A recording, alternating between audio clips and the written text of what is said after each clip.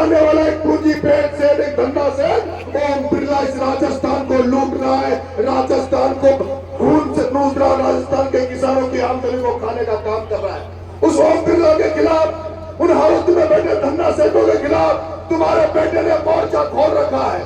तुम्हारा बेटा उन धन्ना सेठों से उसी तरह लड़ रहा है जैसे महाराणा प्रताप दिल्ली सल्तनत से लड़ा, जैसे शिबू सोरेन ने झारखंड और छत्तीसगढ़ के आदिवासियों को आजाद कराने के लिए लड़ाई लड़ी, जिस तरह से कैप्टन छुट्टनलाल ने तुम्हें अधिकार दिलाने के लिए लड़ाई लड़ी, उसी तरह तुम्हारा बेटा नरेश मीणा भी हाड़ौती के किसानों को आजाद कराने के लिए 4 धन्ना सेठों से लड़ाई लड़ रहा है। और उसी के कारण 1.5 साल से नंगे पैर घूम रहा है, 1.5 साल से नंगे पैर घूम रहा है।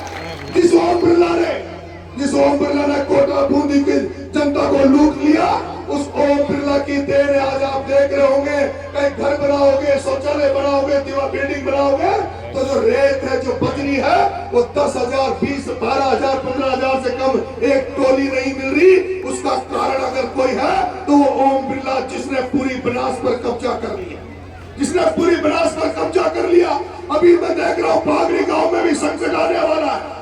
यहाँ पर आरसीबी की नहर निकलेगी, आरसीबी की नहर निकलेगी, उस नहर में हमारी जमीनें जाएगी, हमारी बनेटा से लेके पागरी से लेके कई गांव की जमीनें जाने के लिए जमीनें जाएगी। लेकिन आज दिन तक प्रशासन ने आके इन गांव में ये नहीं कहा कि हम तुम्हें कितना मुआवजा देंगे। आज तुमने आकर नहीं कहा कि हम तुम्हें कितना मुआवजा देंगे। जब नरेश मीणा समरावता में उन 14 गांव जिनको देवली से हटाकर, उनियारा से हटाकर देवली जोड़ दिया था, उनके लिए जब लड़ाई लड़ा तो 8 महीने जेल डाल दिया। मैं इन तमाम देवली उनियारा की जनता की सेवा के लिए, यहाँ की जो भी आपकी समस्या है, यहाँ आज दिन तक स्टोक जिले में कई एमएलए आए आपके यहाँ, कई चुनाव हुए, हर चुनाव में नेता आए, एमएलए एमपी बन गए, लेकिन ये देवली उनियारा की ऐसी धरती है जिसमें आज दिन तक कोई एमएलए एमपी ने कोई आंदोलन नहीं किया, जनता के हितों में किसी ने लड़ाई नहीं लड़ी। लेकिन आपका बेटा नरेश मीणा, जिसने हुंकार भरी है, 30 तारीख को कोटड़ी मोड़ चौराहा चौक में नरेश मीणा आपका बेटा आपके आशीर्वाद से आंदोलन करने जा रहा है। आपका बेटा आपके आशीर्वाद से आंदोलन करने जा रहा है। उस आंदोलन में मैंने शर्तें रखी है कि जो ये बनेटा से जो इस नदी में जो ये नहर निकलेगी, इसमें जो किसानों की जमीनें जाएगी, उसका उचित मुआवजा दिया जाए। किसानों को पहले मुआवजे की स्थिति को क्लियर किया जाए, उसके बाद नहर निकाली जाए। जिस तरह से एक आदिवासी महिलाओं के साथ मारपीट हुई, उस थानेदार का इलाज हो। समरावता में जो भजनलाल ने जो समझौता किया था कि मुकदमे वापस लेंगे, जो 60 लड़के नरेश मीणा के साथ जेल में बंद हुए थे, उनका मुकदमा वापस लेंगे। वो मुकदमे आज दिन तक पूरे नहीं हुए। जो हमारे लोगों की गाड़ियां चली थी, भजनलाल ने कहा था उनको मुआवजा देंगे, वो मुआवजा आज दिन तक नहीं मिला। और स्टोक जिले में आज दिन तक समर्थन मूल्य पर जो कांटे लगते हैं, वो समय पर नहीं लगे। आज दिन तक फसल बीमा का पैसा किसानों को इस एरिया में मिला नहीं है, और आज तक किसी नेता ने समर्थन फसल बीमा के पैसे के लिए कोई आवाज नहीं उठाई। आपका बेटा 30 जनवरी को शोक के पास कोटली चौराहे पर आंदोलन करने वाला है।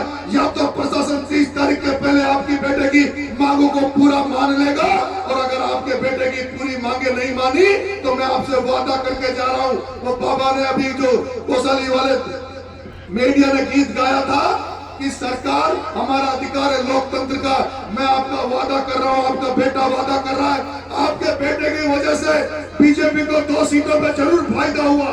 ये मैं मानता हूं कि मेरी वजह से भारतीय जनता पार्टी को देवली उनियारा में भी फायदा हुआ, मेरी वजह से छपड़ा में भी फायदा हुआ।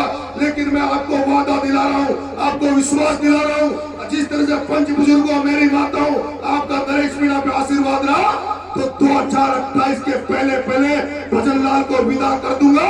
डबल इंजन की सरकार का, जो डबल इंजन की भारतीय जनता पार्टी की जो सरकार है, जो डबल इंजन की भारतीय जनता पार्टी की सरकार है, अगर तुमने विश्वास किया, भरोसा किया, तो राजस्थान के भजनलाल के इंजन को पटरी से उतारने की गारंटी तुम्हारा बेटा नरेश मीणा लेता है, तुम्हारा बेटा नरेश मीणा लेता है।